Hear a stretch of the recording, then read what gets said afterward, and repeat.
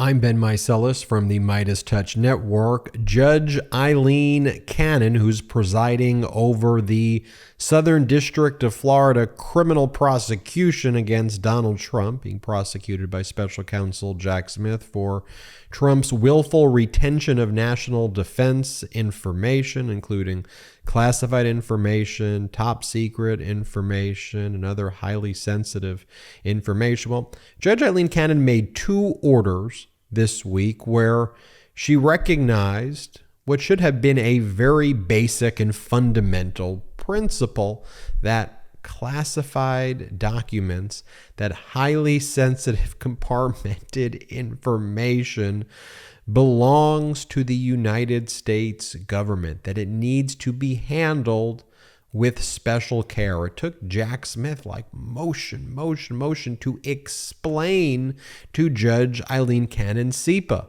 the Classified Information Procedures Act. And look, the initial indictment was brought back in June. We're talking about September. She's just issuing a SIPA protective order. And look, while she did get the law correct for now in recognizing that classified documents and top secret documents are classified and top secret, folks, this is some fundamental stuff, and it is terrifying. It took her this long to reach that conclusion. Yes, you can't steal them.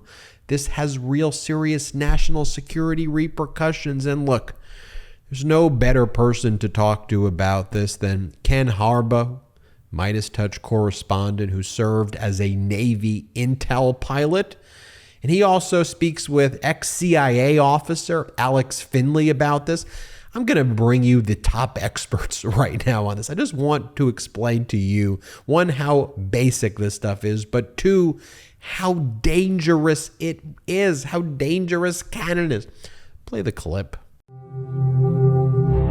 It's Ken Harbaugh with Against All Enemies on the MeidasTouch Network. Judge Aileen Cannon, who is presiding over the Mar-a-Lago documents case, just issued a ruling that is drawing a surprising amount of praise for rejecting the former president's requests to loosen restrictions on how and where his defense team can review the classified information at the heart of the case. If this all sounds overly legalistic, let me break it down for you as someone who held a top secret security clearance. The president's team asked Judge Cannon to loosen the normal safeguards that protect America's most vital secrets as they prepare arguments to defend their client, Donald Trump. They even asked that his estate, Mar-a-Lago, be provided with a new SCIF to house classified materials. A little background here. A SCIF is a secure compartmented information facility, and it's where we keep our most sensitive information. I worked out of various SCIFs as a Navy intelligence pilot, and just the way you enter them leaves no mistake about how serious we are about protecting the secrets inside. You're not allowed to bring a cell phone or any electronic device. If you take any notes inside, they're either left there for later use or destroyed. If you're listening to audio files, you can't do it with a wireless headset to prevent any possibility of that signal being intercepted. Basically, these are completely isolated boxes with no signals going in or out that aren't encrypted, and with guards to ensure their physical security, and perhaps most importantly, with a robust set of regulations set in law to make sure these rules are followed. The defense team requested an exception to these regulations, and Judge Cannon, to her credit, said no. Trump's lawyers have to operate under the same rules as anyone else in handling classified information. In her order, Judge Cannon said, "No classified documents, material, recordings, or other information may be removed from the SCIF without prior approval. Any classified audio recordings that the government discloses to the defense shall be maintained in the SCIF. Such recordings may only be reviewed on a standalone, non-networked computer or other device within the SCIF that does not have the capability to duplicate or transmit information. The defense must use headphones to review such recordings, and the headphones must be wired and not have any wireless capability." Now, it is true that while Donald Trump was president, a SCIF existed at Mar-a-Lago. The building of SCIFs at private residences is sometimes allowed as a matter of convenience for high-level government officials like the director of the CIA. But Donald Trump is not a high-level government official, or a government official, period. The fact that his team thinks he should still be treated as such is a window into their and his monumental arrogance. What bothers me even more is that Judge Cannon is getting credit for this ruling. This is Information Security 101. Before Trump took a flamethrower to our standards for protecting top-secret information, anything less than what Judge Cannon just ordered would have been inconceivable. But the former president's assault on our ideas about national security has been so thorough that a common-sense ruling like the one just delivered is seen as brave. This is nonsense. The normalization of Trump's carelessness is incredibly damaging to our security, not to mention to the morale of those within the intelligence community who put their lives at risk every day to gather this intelligence. We have to find a way to remind Americans that the former president's behavior is not normal. I had a conversation with a former CIA agent about this for Burn the Boats. That full interview will be out soon, but I want to share Alex Finley's thoughts right now on how those on the front lines of our intelligence efforts feel about Judge Cannon's ruling and about the former president's carelessness with classified documents. I've got one more question for you related to a current event. Judge Aileen Cannon just ruled that former President Trump cannot have a skiff at Mar-a-Lago to discuss classified information with his lawyers. The same rules regarding classified information and open discussions of them apply to him as apply to everybody else. I assume you think that's a fair judgment, but what does it say about where we are that she is getting praised for making what seems to me the most obvious ruling on how to treat classified information? Well, it's really too bad that locked bathroom at Mar-a-Lago that has one lock on the inside isn't deemed safe enough for our classified secrets. But yeah, look, of course it's the right decision. We have no evidence that any of this has been classified other than Trump saying, has been declassified other than Trump saying he somehow wished it in his mind. So I think that Cannon, made the right call there to say, until shown otherwise, these are considered classified documents, and as such, they need to be handled properly as classified documents, and they can only be viewed in a skiff. I understand also on an air bubbled, a computer, no recording devices. If headphones are going to be worn, they cannot be Wi-Fi or wireless headphones, whatever, that you have to actually plug into that computer. And so, yeah, this is absolutely proper. Yes, because that's how you should be handling classified information, not just sort of, wallpapering bathrooms in Mar-a-Lago with it. Cold turkey may be great on sandwiches, but there's a better way to break your bad habits. We're not talking about some weird mind trick from your wacky neighbor or some sketchy message board. We're talking about our sponsor, Fume, and they look at the problem in a different way. Not everything in a bad habit is wrong. So instead of a drastic, uncomfortable change, why not just remove the bad from your habit?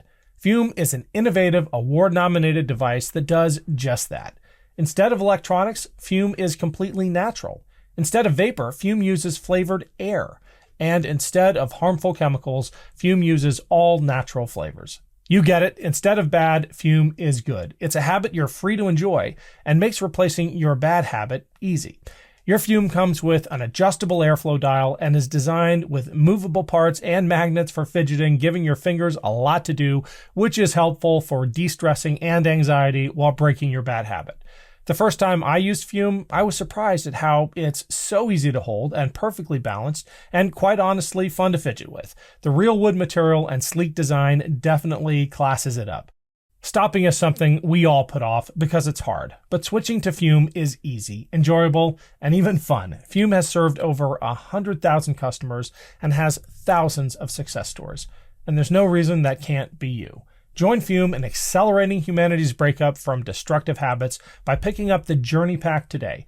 Head to tryfume.com and use code BOATS to save 10% off when you get the Journey Pack today. That's tryfum.com and use code BOATS to save an additional 10% off your order today. Thanks for listening, everyone. I've got a quick break here, but I need a favor first. Shows like this depend on your support. Please, if you can spare 5 seconds, click the link to the podcast version of the show below and leave us a 5-star review. It really does help. Thanks. Can you talk about the seriousness with which you thought about, handled, treated classified documents? I had a TS SCI clearance when I was in, and in the back of your head, every time you were handling crypto or anything else, you were thinking, even subconsciously, I'll go to jail if I mess this up.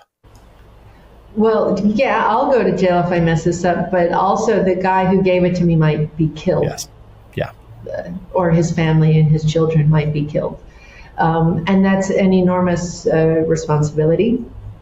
It weighs heavily on handling officers who have to deal with that. And they take it extremely seriously. So again, a lot of this information just lands on people's desks back in Washington, but I'm not sure there's always an appreciation of what happens out in the field to get that information. Especially now that I'm out and I talk much more with people, I think there's not at all a good understanding of how operations work and the risks that go into that. So yeah, it's not a great feeling to see high-level politicians, high-level elected officials, particularly the president himself, mishandling this type of information when you know the risks that everybody put to go into to actually get that information. Did you often feel that those risks were underappreciated before Trump? Is that just an occupational hazard of risking your life to equip our decision makers with the best information possible? Or did it reach a whole new level with the former president? Yeah, I think there's always been not a misunderstanding, but just a lack of understanding about how operations work, even before Trump. But there certainly was much more reverence, both on Capitol Hill and at the White House, before Trump's administration. Because even once Trump started sort of mishandling information or being loosey-goosey with it and deciding to share it in the Oval Office with the Russians or whatever else, that sort of gives permission, right, to others to do the same. And then we saw examples of Capitol Hill people starting to do it. The Devin Nunes episode where he tried.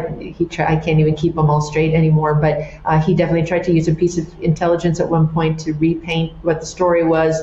We've seen it from other Trump intel people where they will present a piece of intelligence truncated in a very specific context, which totally doesn't show the full context and absolutely shows the 180 degrees of what the truth is.